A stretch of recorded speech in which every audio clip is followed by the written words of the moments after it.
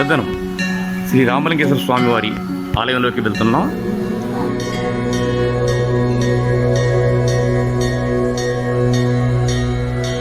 మరి దేవాలయం చాలా ప్రశాంత వాతావరణం ఉంది.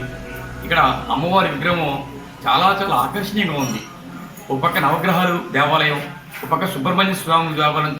భక్తులకి చాలా చక్కని వాతావరణం దర్శనం చేసుకోవడానికి ఆలయ అర్చకులు శ్రీకరణ్ గారు మనతో ఉన్నారు.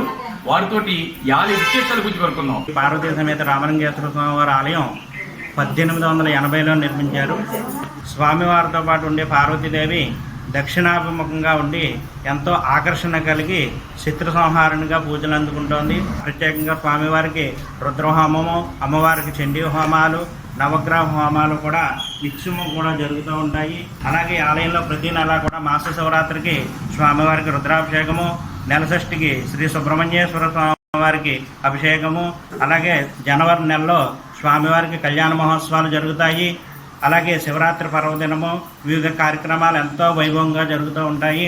ఈ యొక్క చుట్టుపక్కల గ్రామాల ప్రజలందరూ కూడా విచ్చేసి స్వామివారి కృపకు పాత్రలుగా అవుతారని కోరుకుంటున్నాను.